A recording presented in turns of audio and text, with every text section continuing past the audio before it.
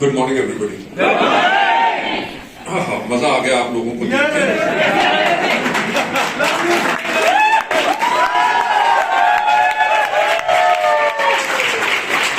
तो आज की मीटिंग का एजेंडा क्या है?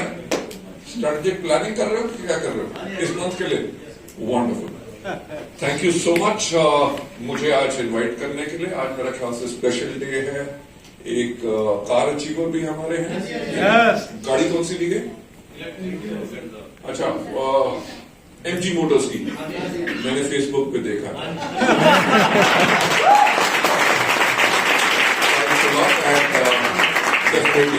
कार सेरेमनी डाउनस्टेयर्स जहाँ पे उनको मुबारकबाद देंगे और आप सबके साथ उनको जो है वील हैव अ फोटोग्राफ। और हम हमेशा ये कहते हैं ये जो गाड़ियां होती हैं ये उस पर्सन की नहीं होती जिसने वो खरीदी होती है या अचीव की होती है।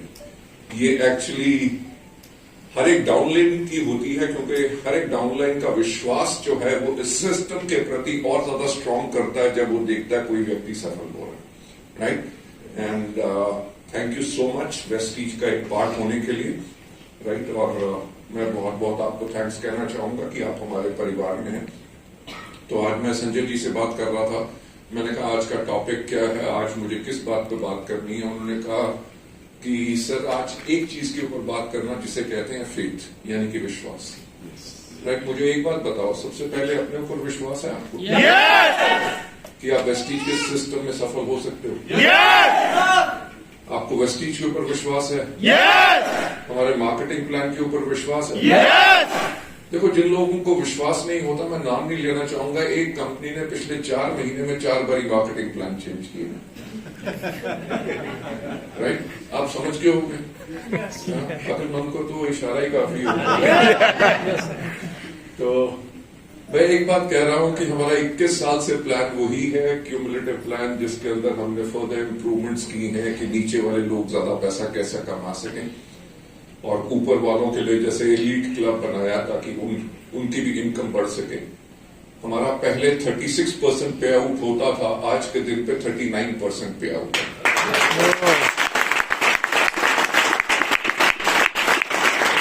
ये सारे के सारे स्टेप्स जो हैं वो एक ही चीज बताते हैं कि कंपनी की मैनेजमेंट वो कैसी है, जिस प्रकार से उनको इस मार्केटिंग सिस्टम के बारे में पता है और लोगों को के भविष्य को वो सुरक्षित रख सकते हैं। राइट, सो ज्यादा ना बात करते हुए, क्योंकि ट्रेनिंग्स आपके अपलाइंस आपको बहुत बेहतरीन देते हैं, मैं उतनी बेहतरीन ट्रेनिंग नहीं कर सकता, पर मैं आप लोगों से आज बात करूंगा कि सबसे ज्यादा इंपॉर्टेंट जो होता है विश्वास, यानी कि फेथ होना बहुत जरूरी है। नंबर 1, मैं वेस्टीज की जो बात कर रहा हूं, आप सबको पता है कि मैं वो व्यक्ति हूं जब इंडिया में नेटवर्क मार्केटिंग शुरू हुई, आज से लगभग 28 साल नौकरी में था, एक कंपनी में डिप्टी मैनेजर ट्रेनिंग था। जब कोई इस सिस्टम को नहीं जानता था, लगभग पहले 3 साल मैंने पूरे हिंदुस्तान भर में महीने में 28 से लेकर 29 दिन ट्रैवल करता था। हजारों लोगों के घर में जाके 1-to-1 मैंने प्लान शो किया, हजारों होम मीटिंग्स की कि लोग कुर्सियों पे, अगर कुर्सियां जब इतनी नहीं है तो दरियों पे बैठे होते थे और मैं खड़ा होकर प्लान शो कर रहा होता था। हजारों प्रोडक्ट डेमोन्स्ट्रेशंस खुद किए, हजारों प्लान शो खुद किए, हॉल्स के अंदर, ऑडिटोरियम्स के अंदर। जब लाइट भी चली गई और कम से कम 600 लोग थे बगैर माइक के, मैं तब भी खड़ा रहा। हमारे डिस्ट्रीब्यूटर्स अंधेरे में जाके भाग के मोमबत्तियां लाए और मोमबत्तियां हाथ में पकड़ के, मैंने भी अपने पकड़ी हुई थी दोनों हाथों में एक एक मोमबत्ती, और तब भी ट्रेनिंग ऑन रही। यानी कि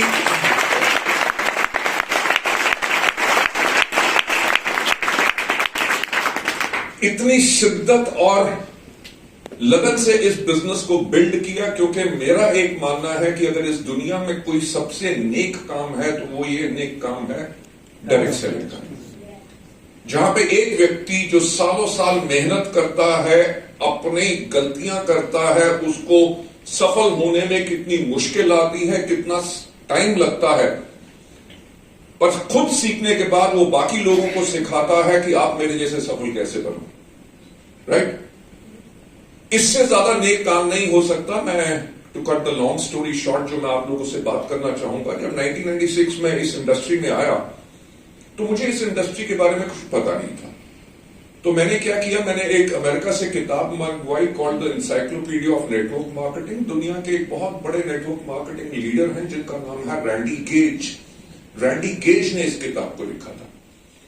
जब मैंने उस किताब को पढ़ना शुरू किया तो उसका सबसे पहला उनका जो चैप्टर था, सिलेक्टिंग द राइट कंपनी, यानी कि सही कंपनी का चुनाव कैसे करना है, राइट। तो जब मैंने उस किताब को पढ़ना शुरू किया, सिलेक्टिंग द राइट कंपनी, तो मेरी सोच यही थी यार, कंपनी को क्या सिलेक्ट करना, उसका मार्केटिंग प्लान देखना चाहिए, उसके प्रोडक्ट्स देखने चाहिए कि पे आउट कितना, प्रोडक्ट कैसे दाम के हैं, क्वालिटी क्या है, और बाकी तो काम लीडर्स करते हैं।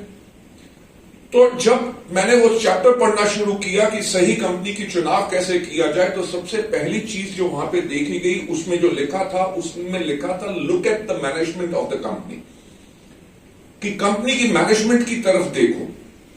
तो मुझे कुछ समझ नहीं आया। मैंने कहा मैनेजमेंट का इसमें क्या काम है, फील्ड में जाके तो लोगों ने काम करना है, नेटवर्क बिल्ड करने हैं, प्रोडक्ट मूव करने हैं, टीम बनानी है।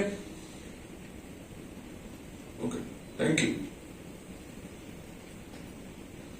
सो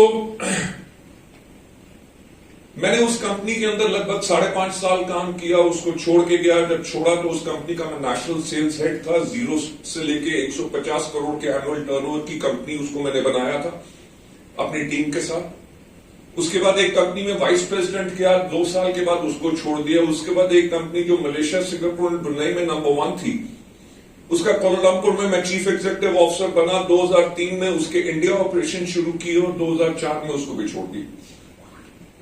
अब पहली, दूसरी, तीसरी कंपनी क्यों छोड़ी? क्योंकि कंपनियां बढ़िया थी, पर मेरी सोचने का तरीका अलग था। मेरी उनकी टॉप मैनेजमेंट से तब नहीं बनती थी कि जब वो डिस्ट्रीब्यूटर्स के हित में नहीं सोचते थे। अगर कुछ भी बदलाव करना चाहते थे, क्योंकि मैं डिस्ट्रीब्यूटर्स के साथ जुड़ा हुआ था, उनके घरों में जाकर उनके साथ काम करता था, उनकी पीठ के ऊपर हाथ रख के उनके साथ काम करता था। आप मानोगे नहीं कि कई डिस्ट्रीब्यूटर्स इतने होते थे कि उनके पास शुरुआत में पैसे नहीं होते थे कि बाहर जाके शहरों में अपनी टीम बिल्ड कर सके। तो मेरी गाड़ी में मेरे साथ चलते थे और 6-6, 7-7 लोग मेरे कमरे में फर्श पर भी सो जाया करते थे ताकि मैं उनकी मदद कर सकूं, राइट। तो इतना क्लोज होने के करके मैं लोगों की सोच को समझता था, इसीलिए उन कंपनीज को छोड़ा और यही पर सोच बनाई कि कब तक मैं लोगों के ऊपर उंगलियां उठाने दूंगा कि उस कंपनी ने मुझे कुछ करने नहीं दिया जो मैं करना चाहता था, खुद ना अपने ऊपर उंगली क्यों ना उठाऊं। और वेस्टीज की शुरुआत हमने तब की।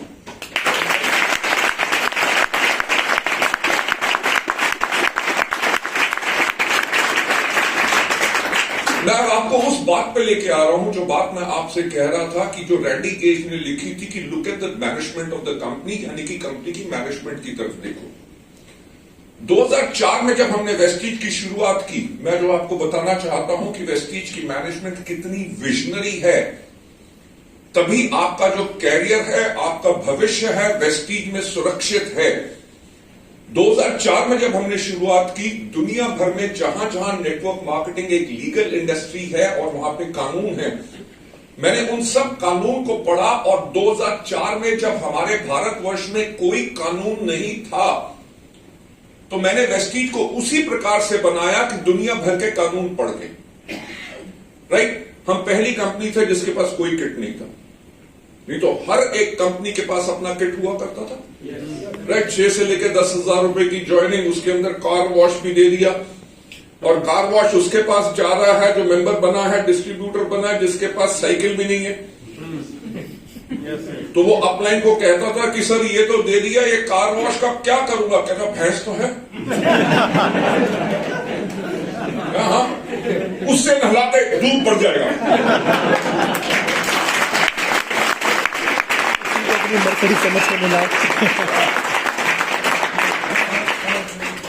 पॉइंट जो आपको ले जाने की कोशिश कर रहा हूं, कंपनीज अपने हित के बारे में सोचती थी और जिस प्रोडक्ट के अंदर उनको सबसे ज्यादा मुनाफा होता था वो किट में डालती थी कि अपना भविष्य बनाने के लालच में था, इसको पे लो। हम पहली कंपनी थे जिसने रजिस्ट्रेशन फीस सिर्फ मात्र 100 रुपया रखी थी। उसके अंदर भी एक्चुअल जो 100 रुपया लेते थे, 109 रुपया हमारा खर्चा होता था सारा लिटरेचर देने का। सक्सेस प्लान, हमारी voice magazines, catalogues, order form, सब कुछ, और 600 रुपए के अपनी मर्जी के प्रोडक्ट्स।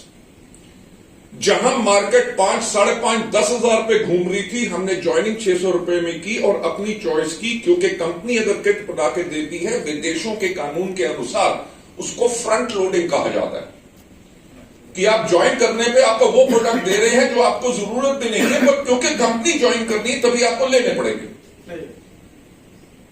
हमने कोई रिन्यूअल फी नहीं रखी, राइट? सारे के सारे कानून हमने उस तरह बनाए, आप मानोगे नहीं, 2004 में हमने शुरुआत की थी और इंडिया में गाइडलाइंस आई 2016 में, यानी कि 12 साल पहले हमने वो काम कर लिया था जो 12 साल के बाद भारत सरकार के टॉप ऑफिसर्स ने मिलकर जो गाइडलाइंस बनाई, तब सब कंपनी ने अपने आप को बदला, सबने अपने किट बंद किए, सबकी रिन्यूअल फी बंद हुई, बाकी काफी चीजें बंद हुई। एक कंपनी थी जिसने कुछ नहीं बदला था, वो थी वेस्टी।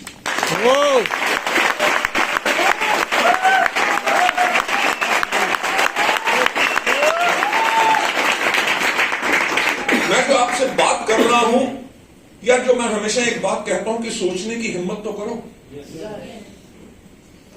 राइट? हिंदुस्तान में उस टाइम पे कम से कम 500 या 600 कंपनियां होंगी। 500-600 कंपनियां जो कर रही थी, हमने बिल्कुल उससे अलग किया, क्योंकि हमने सोचने की हिम्मत की कि बिल्कुल अलग बनना है। हम पहली कंपनी बने जिसने सिस्टम यूनिफॉर्म बनाई, राइट?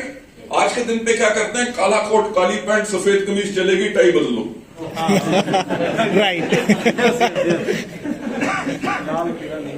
लेडीज एंड जेंटलमैन, हमारा वेस्टीज अपलॉज, हमारी एंथम, हमारा ताली बजाने का तरीका अलग, हमारा फोटो खिंचवाने का तरीका अलग, हमारे अवार्ड फंक्शंस जो फिल्म फेयर अवार्ड्स नाइट की तरह होते हैं। हमने एक चीज की कि एजुकेशन के ऊपर हम आमदनी नहीं करेंगे, तभी हमारे इवेंट्स जो होते हैं वो फ्री होते हैं, जो प्रोग्राम्स हमारे वीआईपी या वीएलसी जो कुछ होते हैं वो भी सब्सिडाइज्ड होते हैं, क्योंकि हमारा यह मानना था कि शिक्षा लोगों को सक्षम बनाने के लिए है, ताकि वो इस बिजनेस को बेहतर कर सके, राइट? सो हमने सब कुछ अलग किया, और हमारे कंपटीशन में उस टाइम पे कौन था? हिंदुस्तान यूनिलीवर, डाबर था, सहारा ग्रुप था, विदेशों की कंपनियां थी। हमारे पास यूनिलीवर, सहारा या डाबर जैसा पैसा नहीं था, पर तब भी हम भारत की नंबर 1 कंपनी बने, राइट? वो कहां से? क्योंकि मैनेजमेंट की जो विजन थी, राइट? अब मैं आपको स्पेसिफिक्स पे लेके जाना चाहता हूं।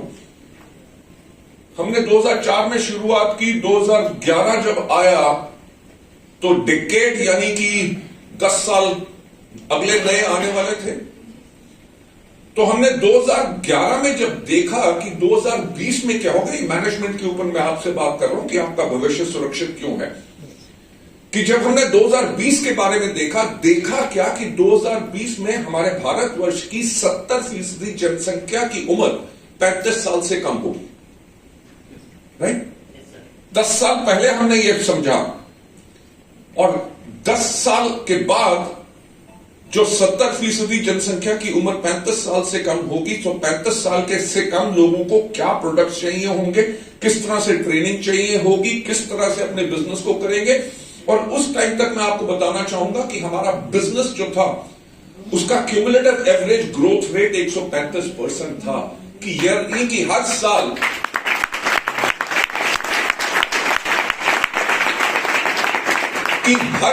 हम लगभग 135% की ग्रोथ कर रहे थे, यानी कि 135% की ग्रोथ, डबल से ज्यादा अगर आप अपने टर्नओवर को हर साल करो, यानी कि आपका बिजनेस मॉडल जो है वो बिल्कुल सफल है,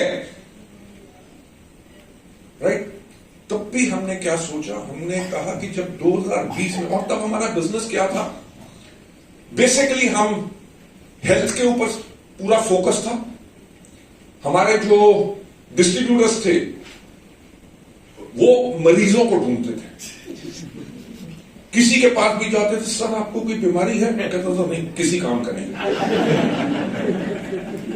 क्यों? Whether it is diabetes, whether it is asthma, whether it is brain clots, whether it is tumours, what ever, right? लोग हमारे प्रोडक्ट लेते थे because of the quality of the products. लोगों को इतना फर्क पड़ता था, और आज भी पड़ता है क्योंकि प्रोडक्ट हमारे बेहतरीन हैं। तो उसके करके लोग होता क्या था कि लोग सिर्फ बीमार लोगों को ढूंढते थे, और हद तो तब होती थी कि जब आदमी मेरे को रात को 12:30 बजे फोन करके कहता था, हेलो भाली साहब। मैं कहा, हाँ जी सर, मेरे पास एक पेशेंट है। तो मैं उसको कहता था, हाँ जी डॉक्टर साहब बोलो। तो फिर पेशेंट कहां जाता है? डॉक्टर के पास। अगर वो हमारे डिस्ट्रीब्यूटर के पास आया तो हमारा डिस्ट्रीब्यूटर को डॉक्टर बना रहा है। वो कह रहा है कि मेरे पास एक ऐसा पेशेंट है जिसको 15 साल से सब बीमारियां, डॉक्टर ने उसको जीने के लिए 3 महीने दिए, मैं क्या दूं? ये विश्वास था। मैंने कहा जी 3 महीने के बाद कंधा दे देना।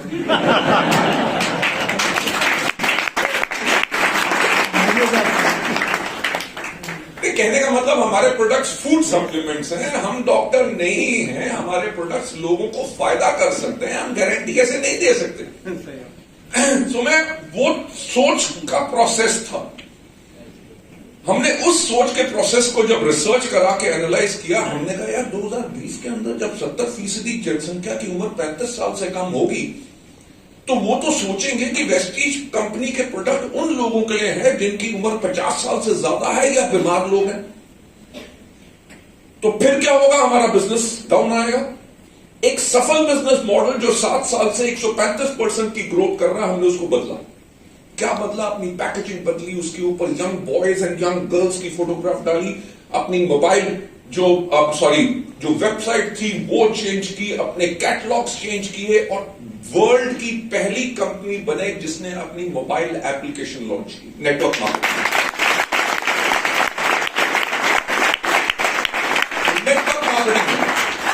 क्यों? क्योंकि हमने समझ लिया था कि जब यंगस्टर्स इंडिया की 70% पॉपुलेशन होंगे तो वो टेक सेवी जरूर होंगे, वो टेक्नोलॉजी के ऊपर काम करेंगे। राइट, हमने बहुत कुछ अलग किया। हमने true man as a category launch की, स्किन फॉर्मूला 9 लॉन्च किया, शॉर्ट नेचुरल लॉन्च किया। यंगस्टर्स के लिए हम प्रोडक्ट लेके आए, प्रोटीन्स लेके आए। Right, mister of Milan launch किया, यूथ आइकॉन प्रोग्राम शुरू किए, वुमेन एम्पावरमेंट प्रोग्राम शुरू किए। 2011 में हमारा टर्नओवर था 50 करोड़ एनुअली। 2022 में जब हमने क्लोज किया तब हमारा टर्नओवर था 2200 करोड़।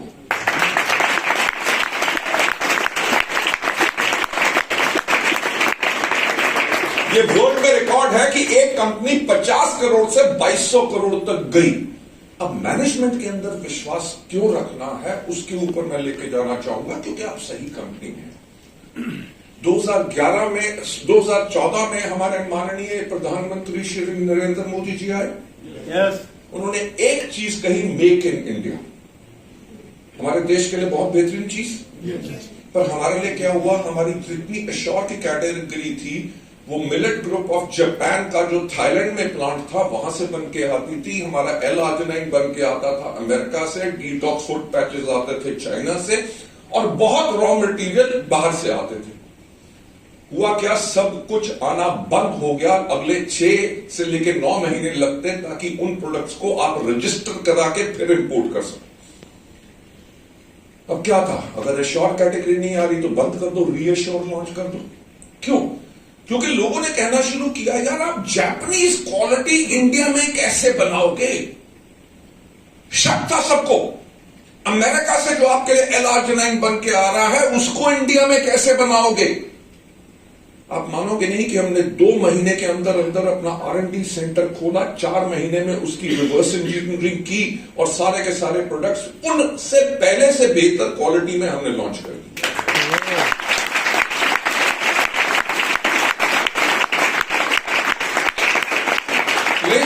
इसको कहते हैं रिजॉल्व ऑफ द मैनेजमेंट, कि अगर आपदा आई है उससे घबराओ नहीं, सोल्यूशन निकाल के सिर्फ आगे बढ़ना, रुकना नहीं है। 2014 से हमने जब बाहर निकले, 2016 में रात को नवंबर में एक बारी मोदी जी फिर 8 बजे आए।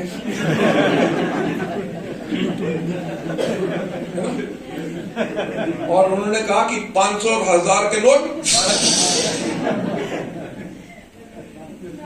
एटीएम्स के बाहर लाइन लगती थी 2-2 हजार रुपए निकालने के लिए। इंडिया की इकोनॉमी जो कैश पे चलती है, पैसे नहीं था। ठीक, नवंबर में यह अनाउंसमेंट हुई, अक्टूबर में हमने किया था 74 करोड़ रुपीस का बिजनेस एक सिंगल मंथ में, जो नवंबर में आके 47 करोड़ पे आ गए। कंपनी की मैनेजमेंट की मैं आपको सोच बता रहा हूं, जब हमारी 74 करोड़ सेल गई थी तब हमने प्लानिंग कर ली थी 150 करोड़ की। हमने नए बड़े वेयर हाउस बना दिए थे, नए दफ्तर खोल लिए थे, कंपनी में एम्प्लॉयज और भर लिए थे कि इनको ट्रेन करेंगे, अगले साल तक हम इनको अच्छी तरह ट्रेनिंग देके सब कुछ सिस्टम रेडी रखेंगे ताकि 150 करोड़ करें। अगर सेल 50% आ जाए तो मेजॉरिटी कंपनीज बंद हो जाती। ठीक, तो वेस्टीज की मैनेजमेंट बिल्ड किया, 2016 से निकले, 2017 में आए, फिर ग्रोथ हुई, 2018 में आ गया जीएसटी, जहां पे वैट आयुर्वेदिक के ऊपर 5% होता था, जीएसटी हो गया 12%। पर्सनल केयर प्रोडक्ट्स के ऊपर जहां 12% वैट होता था वो चला गया 18% जीएसटी। वेस्टीज ने 13 साल अपने प्रोडक्ट्स का प्राइस नहीं बढ़ाया था। जब जीएसटी के इंक्रीज के करके बढ़ाना शुरू किया तो लोगों ने कहा कंपनी ने प्रोडक्ट का दाम महंगा कर दिया। सेल थोड़ी सी नीचे आई, हमने फिर उठाई, 2018 से उठा के 19 में पहुंचे और 20 में कौन आ गया? आप मान सकते हैं कि मेरी जिंदगी कितनी हसीन है। अभी बीच में छुटकी मुटकी चीजें तो मैं आपको बता ही नहीं रहा। कोविड आ गया, 23 मार्च को कोविड लगा, ठीक, सब कितने दिन के लिए लगा था? 3 दिन। सबने कहा कि क्या ब्रिलियंट आइडिया। पहले कोविड, एक तो चाइनीज चीज है, चाइनीज चीज वैसे नहीं चलती, उसकी क्वालिटी खराब होती है, ठीक। उन्होंने कहा 3 दिन के लिए पूरा देश बंद है, यानी कि कोरोना इंडिया में आ गया पर अब किसी को मिल नहीं सकेगा, तो यहीं पे मर के गायब हो जाएगा। कोविड खत्म हुआ, फिर एक दिन ब्राइट आइडिया आया, लॉकडाउन एक्सटेंड हो गया कि आज रात को 8 बजे थालियां और चमचे लेके टन टन टन टन बजाएंगे। आप लोगों ने भी बजाया ना? पढ़े लिखे थे, अनपढ़ लोग थे, सब बजा रहे थे। क्यों? क्योंकि ये सोच रहे थे कि इससे इतनी वाइब्रेशन होगी कि कोरोना खत्म हो जाएगा। हुआ? पूरी दुनिया बंद थी, कोई रेस्टोरेंट, कोई दुकान, कुछ नहीं खुला था, हवाई जहाज नहीं चल रहा था, बस नहीं चल रही थी, ट्रेन नहीं चल रही थी, लोग हजारों किलोमीटर पैदल चल के जा रहे थे कि उनको एक ही सोच थी कि अब तो हम मर जाएंगे, दुनिया खत्म हो जाएगी, तो मरे तो अपने घरों में जाके मरे। आपको याद होगा वो? Yes, right. बिजनेस सारे बंद थे। जिस दिन लॉकडाउन लगा उसके 48 घंटे के अंदर अंदर हमने एसेंशियल सर्विसेज के कर्फ्यू पासेस लेके कंपनी के 600 से ज्यादा एम्प्लॉयज के घर में लैपटॉप, कंप्यूटर्स पहुंचाए, वाईफाई कनेक्शंस लगवाए, अपने डीएलसीपी ओनर्स और अपने जो हमारे ब्रांच ऑफिसर्स हैं उनके एम्प्लॉयज को हमने कर्फ्यू के पासेस दिलवाए। हमारी जो हर महीने रेगुलर मीटिंग्स होती थी, हर रोज में कितनी, 48 घंटे के अंदर अंदर पूरी दुनिया बंद थी, पर एक बिजनेस चलना शुरू हो गया था, वो था वेस्टीज।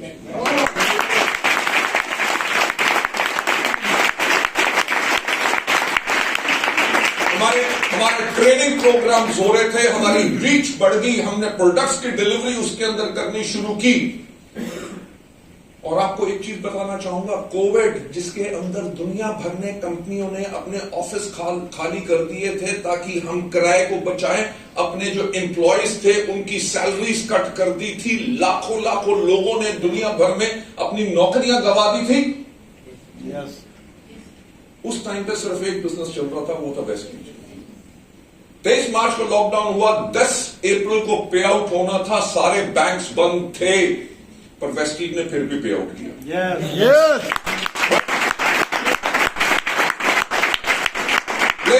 और उसके साथ साथ हमने देखा क्या, 19,000 ऐसे लोग थे जो रेगुलर क्वालिफाई करते थे, पर कोविड के अंदर वो क्वालिफाई नहीं कर सक रहे थे। तो वेस्टीज ने, जहां सारी दुनिया अपना पैसा बचा रही थी, वेस्टीज ने एक्स्ट्रा पे आउट किया। पे आउट के अलावा उन 19,000 लोगों को उनका जो एवरेज चेक चल रहा था अगले 6 महीने तक हमने उसको दिया।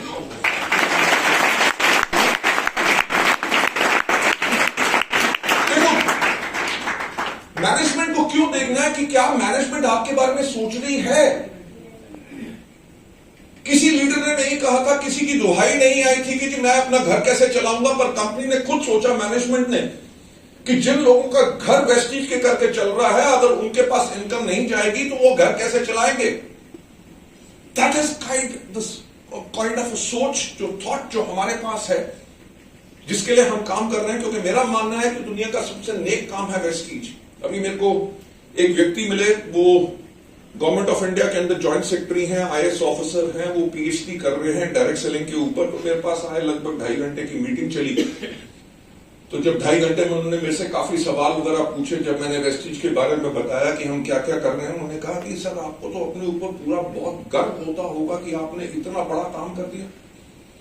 मैंने कहा देखो, ऐसा काम मैंने नहीं किया, काम करवाया ऊपर वाले ने।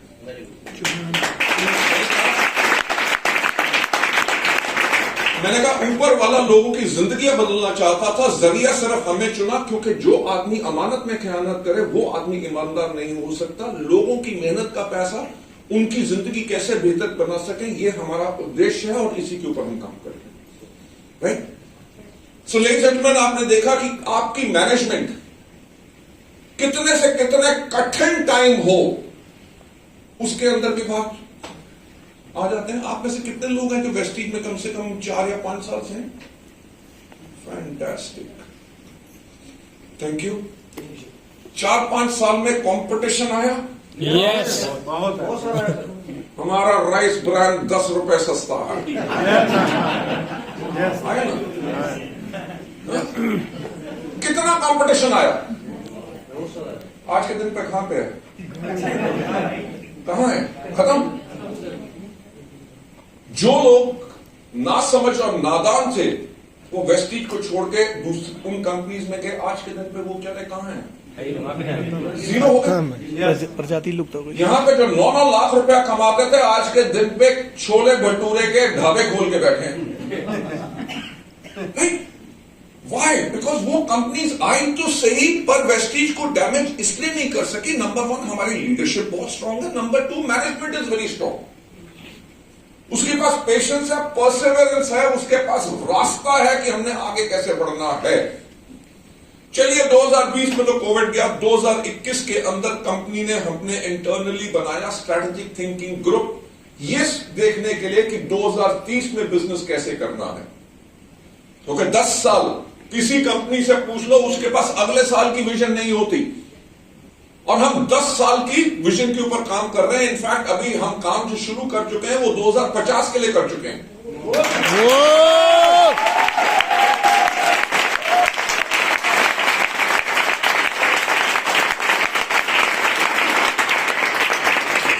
यार, आज यहां पे जितने इस हॉल में लोग बैठे हैं, उनसे एक बात मैं पूछना चाहूंगा, कभी आपने सोचा 2030 में दुनिया कैसी होगी?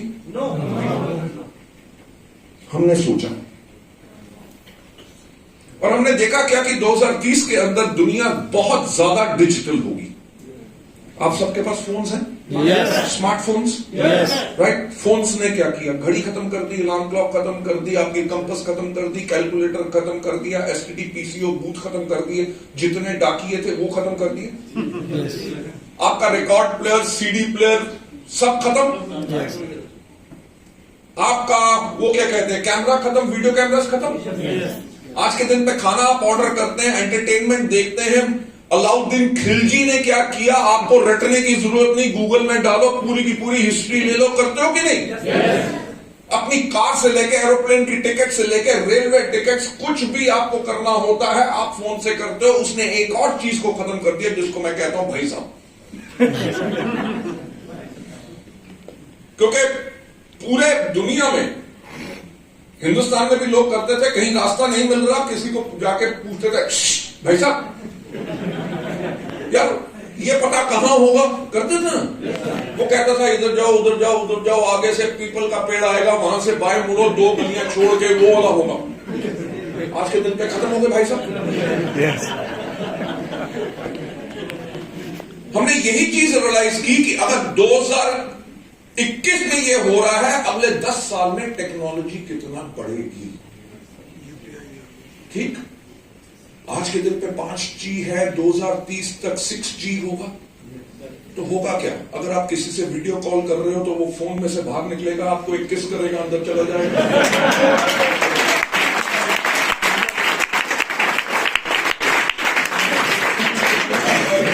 संजय जी और राणा जी, आपकी टीम के लोग बहुत शैतान और नटखट हैं।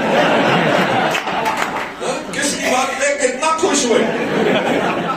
मेरे को एक बात सुनो, मैं वही तो कहता हूं, सोचने की हिम्मत करो। अगर वो व्यक्ति बाहर निकला और थप्पड़ मार के अंदर चला गया,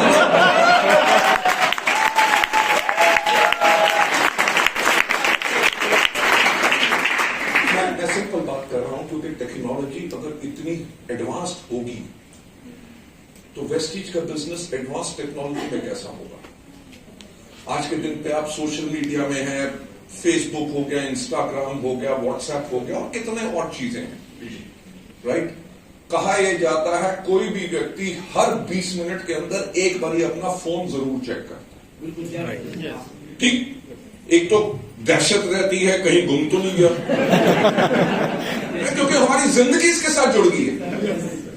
अगर कोई मैसेज ना आए, घंटी ना बजे, तो निकाल के देखते हैं भैया जिंदा तो है कि डेड हो गई, राइट। दुनिया में ना तो अंग्रेज झुका सके थे, ना कोई झुका सका था, पर फोन ने हमें झुका दिया। इस टाइम पे हमने सोचा कि जब 2030 के अंदर टेक्नोलॉजी इतना बढ़ेगी तो लोग फेसबुक या सोशल मीडिया पे अपने प्रोडक्ट्स कैसे प्रमोट करेंगे, अपना बिजनेस कैसे प्रमोट करेंगे। आपके प्रोडक्ट की रील्स को या आपके बिजनेस की रील्स को किसने देखा, वो आपके कस्टमर हैं या आपके डिस्ट्रीब्यूटर हैं या इनएक्टिव डिस्ट्रीब्यूटर हैं। उन्होंने आपकी हेल्थ की कैटेगरी को पसंद किया या एग्रीकल्चर की कैटेगरी को पसंद किया या ब्यूटी की कैटेगरी को पसंद किया। उन्होंने क्या क्या सर्च किया हुआ है पिछले 2 साल के अंदर इंटरनेट के ऊपर इन प्रोडक्ट्स के रिलेटेड, वो सारी की सारी इंफॉर्मेशन आपको देके, ताकि आप एक बटन पर से प्रेस करो और अगर आपके उस ग्रुप में 200 लोगों ने लाइक किया है तो 200 में से जो 50 बिजनेस में इंटरेस्टेड है उनके पास एक लिंक जाए, ताकि वो देख के उसको इस बिजनेस में आ सके। जो आपके प्रोडक्ट कंज्यूमर हैं, कौन से हैं जो हेल्थ ले रहे हैं, कौन से आपके ब्यूटी के ले रहे हैं, उन्होंने कितने महीने पहले आपके प्रोडक्ट लिए थे और अब नहीं लिए, ताकि एक आप उनको बटन प्रेस करके कम से कम 500 लोगों को मैसेज भेज सके एज ए रिमाइंडर, ताकि वो अपना ऑनलाइन ऑर्डर फीड करें और वो ऑर्डर जाए कंपनी के वेयरहाउस में और उसका पीवी आए आपके अकाउंट में।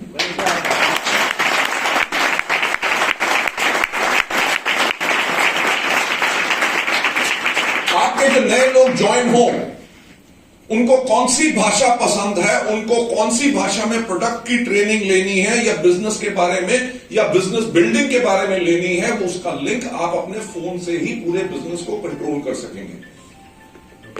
पर आने वाले समय में कौन से प्रोडक्ट डायरेक्ट सेलिंग के अंदर बहुत ज्यादा बिकेंगे, मैं तभी आपको कहना चाहूंगा कि आटा, दाल, चावल, अगरबत्ती, धूप, हवाई चप्पल हम नहीं बेचेंगे।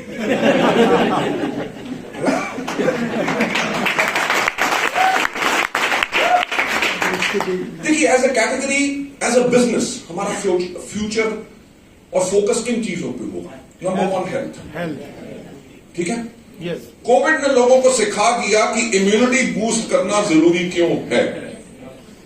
मुझे याद है जब वेस्टीज शुरू की थी तो लोग कहते थे सर ऐसा तो नहीं होगा कि कैप्सूल अंदर जाएगा, प्राण बाहर आएगा।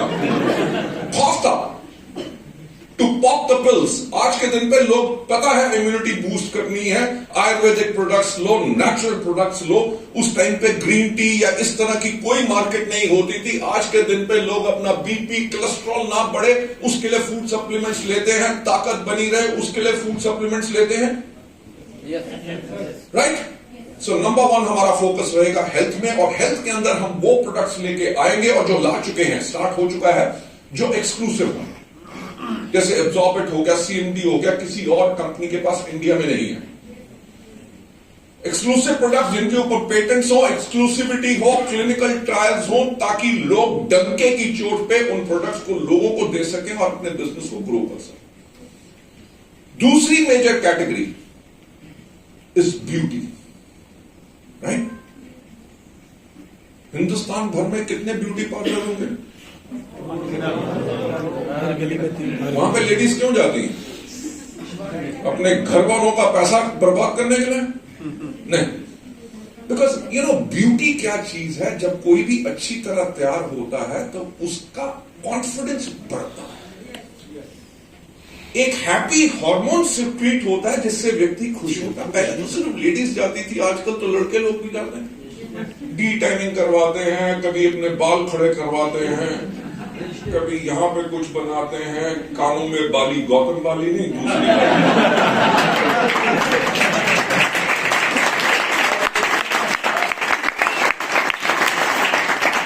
देखो, आने वाले समय को पहचानो। 2011 या 2018 के अंदर क्या होता था, एक गांव के व्यक्ति और एक शहर के व्यक्ति के अंदर आप पहचान सकते थे। आज के दिन पे कोई पहचान है? no. लड़का हो या लड़की हो, हर कोई, पूरा का पूरा सिस्टम चेंज हो चुका है। यानी कि ब्यूटी की रिक्वायरमेंट बहुत बढ़ गई है और हेल्थ की बहुत बढ़ गई है, और हम इस कैटेगरी में रहेंगे। क्यों रहेंगे?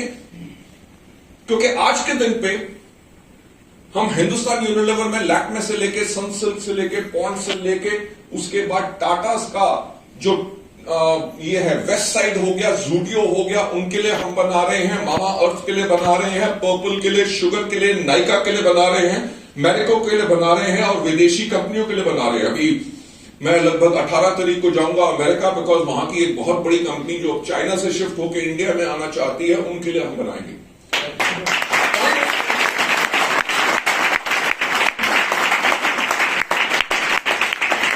बनाने का मतलब सिर्फ हम बना नहीं रहे, उसकी फॉर्मुलेशन भी हम बना रहे हैं, यानी कि इनोवेशन हमारी है। अगर हम दुनिया की इतनी बड़ी कंपनीज के लिए ब्यूटी के प्रोडक्ट्स बना सकते हैं, तो अपने लोगों के लिए हम ऐसे बेहतरीन प्रोडक्ट्स देंगे जो किसी के पास इस इंडस्ट्री में नहीं होंगे।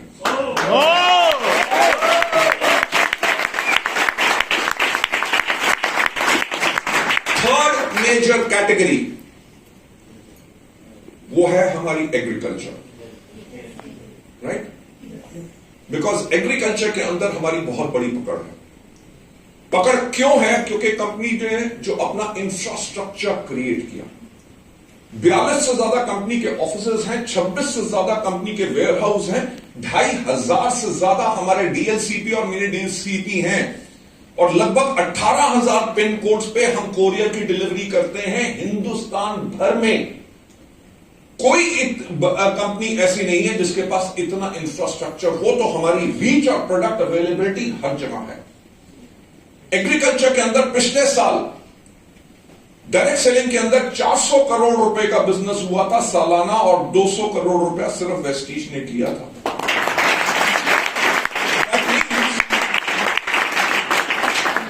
कि 50% of the market direct selling के अंदर सिर्फ वेस्टीज के पास है, और हम इस कैटेगरी के अंदर और बेहतरीन प्रोडक्ट्स बहुत ला रहे हैं, ताकि हम, क्योंकि India is an agrarian nation, यहां पे खेतीबाड़ी बहुत होती है, तो इसके अंदर एक बहुत बड़ा बिजनेस है जिसके ऊपर हम फोकस करेंगे।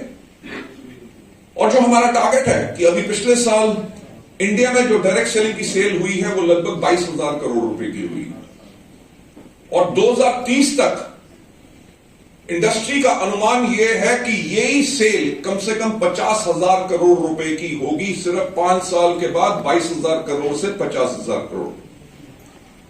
हमारा 22,000 करोड़ में लगभग 10% का शेयर है। अगर हमने कुछ और अलग ना किया, सिर्फ 10% शेयर रखेंगे 50,000 करोड़ का, तो 5,000 करोड़ तो कंपनी वैसे ही करने वाली है।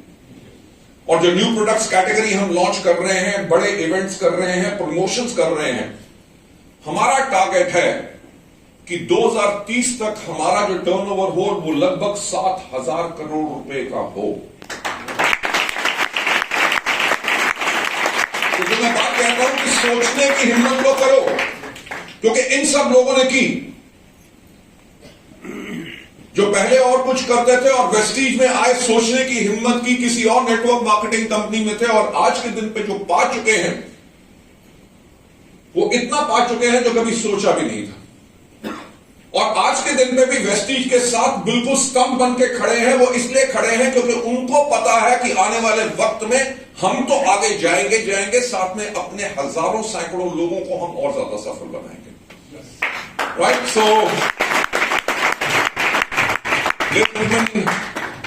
ये मैं कुछ बातें आपसे करना चाहता था।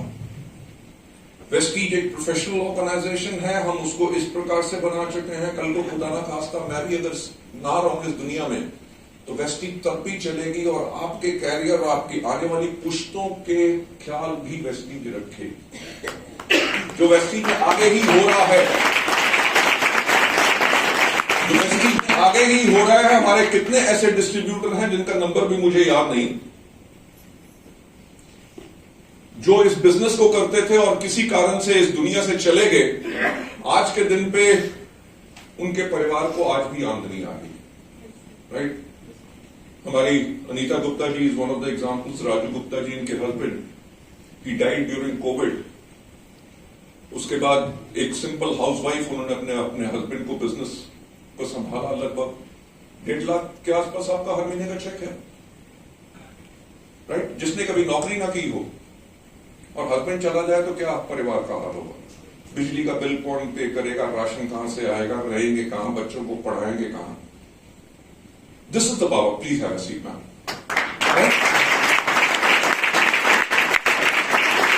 ये पावर है, और ये अनीता जी तो एक एग्जांपल है। We have got so many other examples country wide. Ladies and gentleman, मैं आप लोगों को एक ही कहना चाहूंगा कि सोचने की हिम्मत करो। आप 35 साल नौकरी करते हो, 35 साल की नौकरी के बाद अगर आपने 20,000 पे भी नौकरी शुरू की, 35 साल के आसपास क्या अंदाजा लगाते हो कितनी है सैलरी होगी? 70-80 हजार रुपए, उससे ज्यादा तो नहीं हो सकती। बहुत ज्यादा बढ़ गई 1.5 लाख रुपए। 35 साल लगा रहे हो ना भाई, यहां से लेकर 3 से लेकर 5 साल लगाओ, पर सिस्टम से काम करो। सिस्टम कौन सा? जो वेस्टीज का तरीका है, जो आपको अपलाइंस गाइड करते हैं। अगर अपने तरीके से करोगे तो लोग जो सोचते हैं ना वेस्टीज बिजनेस है रातों रात अमीर बनने का रातों रात का बिजनेस नहीं है। उसके लिए भाई साहब और कुछ कर लो, स्मगलिंग कर लो, ड्रग्स बेच लो, राइट, देसी दारू की भट्टी लगा लो। वेस्टीज बिजनेस है जिसके अंदर आके आपको पहले सीखना पड़ेगा। आपको लोग ना बोलेंगे, आप हताश होंगे, आपके अपलाइंस आपकी पीठ थपथपा के आपको फिर से खड़ा करेंगे। जिनके अंदर हिम्मत होगी खड़ा होकर फिर से दौड़ने की, वही लोग हैं इस बिजनेस के अंदर सफल लोग। और आज के दिन पे वेस्टीज में सफलता अपार है। अगर कार अचीवर्स की बात करें तो हमारे कम से कम 8,000 ऐसे लोग हैं जिन्होंने वेस्टीज से कारें ले चुके हैं। राइट, घर लोगों पे चल रहे हैं, लोगों के बच्चे विदेशों में पढ़ रहे हैं, लोगों ने अपने लिए घर खरीद लिए, लग्जरी कार्स खरीद ली। और वेस्टीज का एक ही उद्देश्य है कि आने वाले समय में आप सबकी जिंदगी वेस्टीज के माध्यम से बदल सके। मैं एक चीज कहना चाहूंगा, इस दुनिया में एक ही व्यक्ति है जो आपको सफलता पे ले जा सकता है, वो है आप खुद। एक ही व्यक्ति है जो आपको सफलता के ऊपर जाने से रोक सकता है, वो है आप खुद। एक कहानी सुनाना चाहूं? Yes! शुक्र है हाँ कह दिया। ये मेरा अंदाज है। मैं कहता हूं शुक्र है आपने हाँ कह दिया, क्योंकि ना भी कहते कहानी तो मैं तब भी सुनता।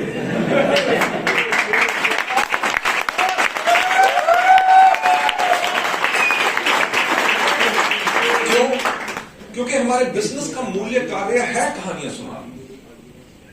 किसी व्यक्ति को जाके आप मिले, आपने उसको प्रोडक्ट के बारे में बताया, वो प्रोडक्ट नहीं लेता, जब भी अगली बारी मिले, अरे यार तुम मानोगे नहीं मेरे दोस्त, मैं मीटिंग में गया, वहां पे मेरे को 2 लोग ऐसे मिले जिनके पास फैंटास्टिक टेस्टिमनी थी हमारे प्रोडक्ट की, देख उनका वीडियो भी मैंने शूट किया हुआ है, इनको ये दिक्कत थी, हमने अपने प्रोडक्ट, इन्होंने हमारे प्रोडक्ट इस्तेमाल किए, और अब खुद सुन सकते हो कि अब वो कैसे बिल्कुल अपना टेस्टिमनी दे रहे हैं कि उनको फायदा हुआ।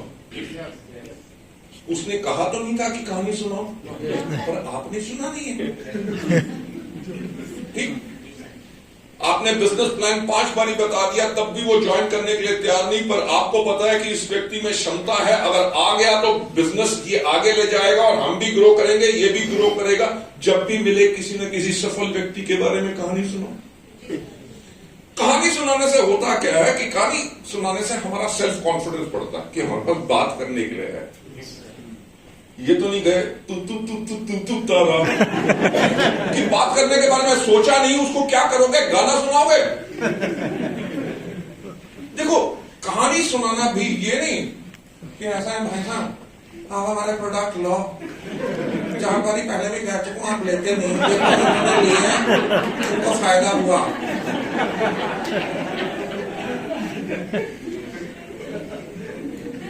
देखो, मैंने जैसे कहा इस दुनिया में एक ही व्यक्ति है आपको सफल बना सकता है, वो है आप खुद। आपको अपने ऊपर काम करना है।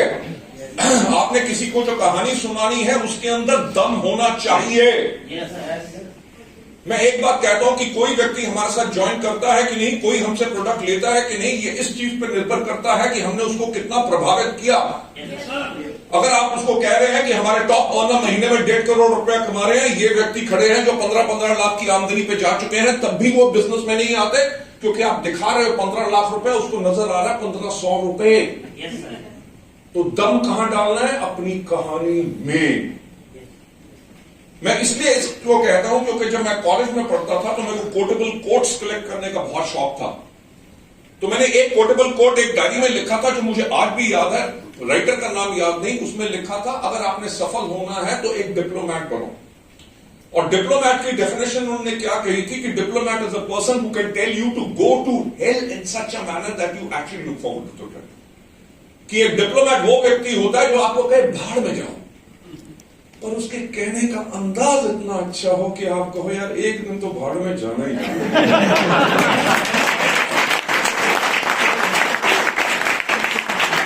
वो पावर अपने अंदर लाओ, वो पावर अपने अंदर लाओ।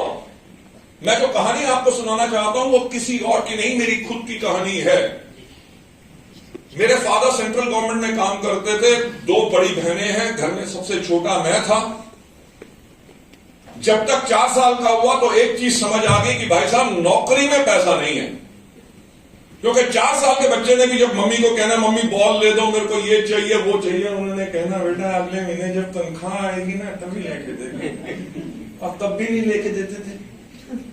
क्योंकि नौकरी के अंदर जितनी सैलरी आती है उसके अंदर जीना पड़ता है, एक्स्ट्रा नहीं कर सकते। तो 4-5 साल का होगा, मेरी मां ने मेरे से पूछा बेटा बड़े होके क्या करोगे? मां के तो मुन्ना जैसा भी शक्ल हो, खराब भी हो, तब भी लगता है मेरा तो चांद का टुकड़ा। राइट? मेरी मां मेरे से बहुत प्यार करती थी। उन्होंने कहा बेटा बड़े होके क्या करोगे? मैंने कहा बिजनेस। ये तो झटका लगा 440 वोल्ट का। उन्होंने कहा बेटा देख ऐसा है कि बिजनेस करना हमारे खून में नहीं है। बिजनेस करना किनके खून में होता है? बनिए होगे, मारवाड़ी होगे, बिजनेस कम्युनिटीज होगी, जिनके खून में बिजनेस होता है। देख तेरे पापा नौकरी करते हैं, तेरे दादा ने की, तेरे परदादा ने की, तू बड़े होगे तू क्या करना? ठीक है। देखो अगर आपने सफल होना है ना तो पहली बात अपने मां बाप की सुननी बंद करो।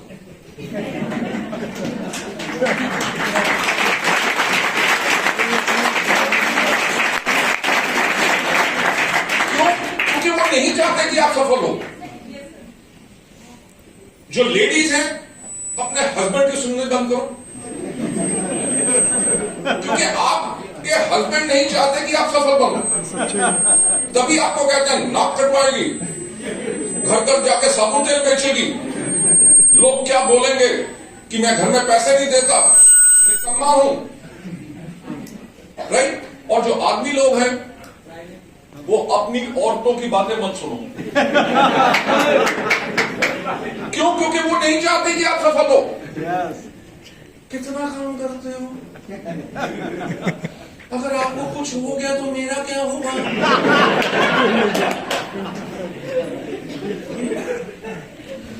पैसा खाना थोड़ी है, आपका साथ रहे तो 2 सूखी रोटी खा के हम जिंदगी जी लेंगे। होता है ना ड्रामा।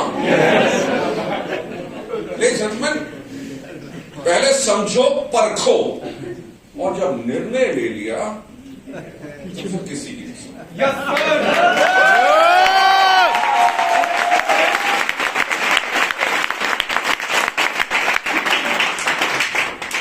तो मैं 5 साल का था, मेरी मां ने यह कहा कि तेरे खून में बिजनेस नहीं है। चलो बात आई गई होगी, और 5 साल बीते। मेरे चाचा का बेटा कहता था कि मैं पायलट बनूंगा। मेरे जो दोस्त थे जो लोकेलिटी में रहते थे, कोई कहता था मैं वकील बनूंगा, कोई कहता था पुलिस में जाऊंगा, कोई कहता था आर्मी में जाऊंगा, और मैं रहता था चुप।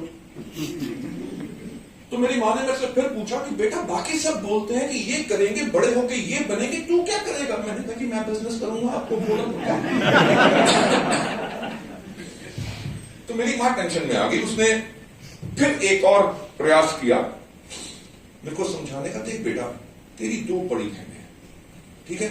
नहीं, इस फाइन, तेरी 2 बड़ी बहनें हैं। ये एक्चुअल स्टोरी है, बनाई नहीं हुई, राइट? तेरी 2 बड़ी बहनें हैं, तेरे पापा नौकरी करते हैं, उनकी शादी करेंगे अच्छे से, उसमें पैसा लगेगा। तेरे पापा जब रिटायर होंगे, ग्रेचुटी प्रोविडेंट फंड मिलेगा, उससे एक छोटा सा घर बनाएंगे, पेंशन के ऊपर अपनी जिंदगी बिताएंगे। बिजनेस करने के लिए पैसे की जरूरत होती है जो हम तेरे को नहीं दे सकते, तो इसलिए तू क्या करना? नौकरी। अब बात आई गई होगी, तब मैं हो गया लगभग 16 साल का। जब मेरी 10th का एग्जाम था तो मेरी मदर ने मेरे से कहा, बेटा ये 10th बहुत इंपॉर्टेंट ईयर है, तो आपने सोचा कि इसके बाद आप क्या करोगे? आईपीएस में जाओगे, आईएएस में जाओगे, डॉक्टर बनोगे, इंजीनियर बनोगे, क्या करोगे? मैंने कहा मम्मी मैं तो बिजनेस करूंगा। मेरी मां इतना खौफ खा गई कि उन्होंने मेरी जन्मपत्री समझते हैं ना? Yes. जन्मपत्री ले जाके हिंदुस्तान के बड़े से बड़े जोशी और पंडित को दिखाई, और हर एक ने एक बात बोली कि इसकी किस्मत में बिजनेस नहीं है। राइट? लेडीज एंड जेंटलमैन, आज के दिन पे मेरी 26 से ज्यादा कंपनीज हैं।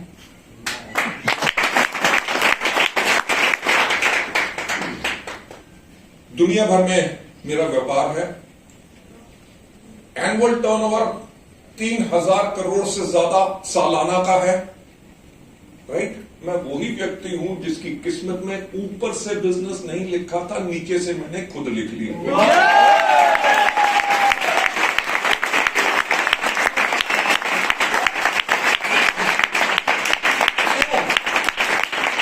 क्यों? क्योंकि मैंने हार मानना नहीं सीखा। अगर आप लोग हार मानने के लिए तैयार हो तो आपकी जिंदगी खराब होगी। आप मेरी जिंदगी नहीं बदल सकते, बल्कि हम सब मिलकर आप लोगों की जिंदगी बदल सकते हैं। सिस्टम को फॉलो करो। 21 साल हमें होने वाले हैं। 21 साल में कंपनी अपने आप को प्रूव कर चुकी है। मुझे आपको कोई सपना दिखाने की जरूरत नहीं। इतने एग्जाम्पल्स हैं यहां पे अपार सफलता के, कि ऐसी लड़कियां जो ट्राइबल एरियाज में 2000 रुपया पर मंथ कमाती थी, बांस की चटाइयां बुन के, कभी स्कूल नहीं गई, राइट? और वेस्टीज में आज के दिन पे 4.5 लाख रुपया कमा रही हैं, अपना घर बना चुके हैं। नॉर्थ ईस्ट की बात कर रहा हूं। और वहां पे होता क्या है कि शादी के बाद लड़की लड़के के घर में नहीं जाती, लड़का शादी करके लड़की के घर में आता है और उसके लिए दहेज देना पड़ता है। तो जब लड़का शादी करके आया तो उसने अपने हस्बैंड को मोटरसाइकिल दिया, और आज के दिन पे जो मीटिंग करने जाती, क्योंकि नॉर्थ ईस्ट बहुत अच्छी जगह है, वहां पे आदमी लोग काम नहीं करते, वो सारा दिन दारू पीते हैं और मस्ती करते हैं। वहां पे काम कौन करती है? औरतें। ठीक? तो ये लेडी जो हमारी डिस्ट्रीब्यूटर है, जब मीटिंग्स करने जाती है तो उसकी कार का ड्राइवर कौन होता है? उसका हस्बैंड। वो अंदर मीटिंग कर रही होती है, प्लान समझा रही होती है, प्रोडक्ट ट्रेनिंग दे रही होती है, वो गाड़ी में आराम से बैठ के मेम साहब का इंतजार कर रहा होता है कि मेम साहब कब आए। ये एक ऐसी कहानी नहीं, अपार कहानी है। राइट? सो ये चीजें मैं आप लोगों को बताना चाहता था, टू गिव यू कॉन्फिडेंस कि वेस्टीज की मैनेजमेंट आप लोगों के लिए हमेशा रेडी है। We are future ready. Competition आएगा पर कुछ कर नहीं सकेगा। क्यों? क्यों? क्योंकि हम शक्ल से लगते हैं पर है नहीं। Right? So have confidence.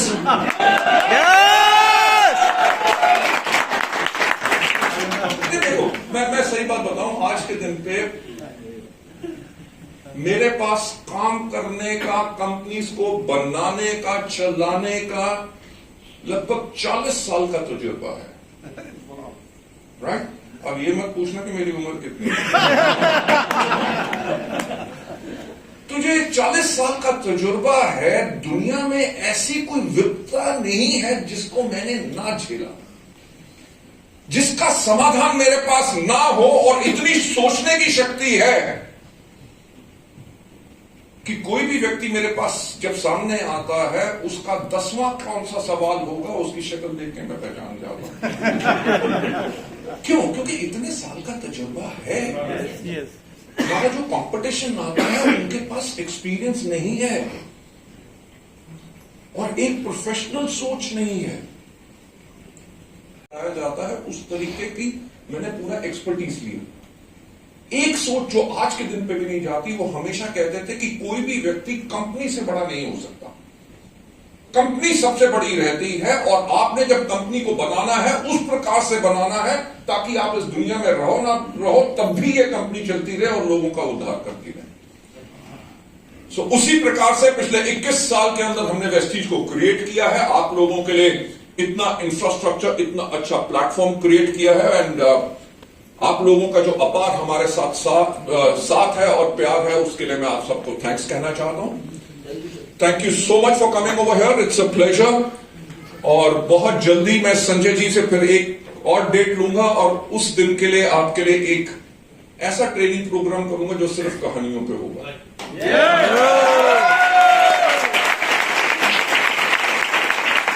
Thank you so much and God bless you all, wish you well. Thank you.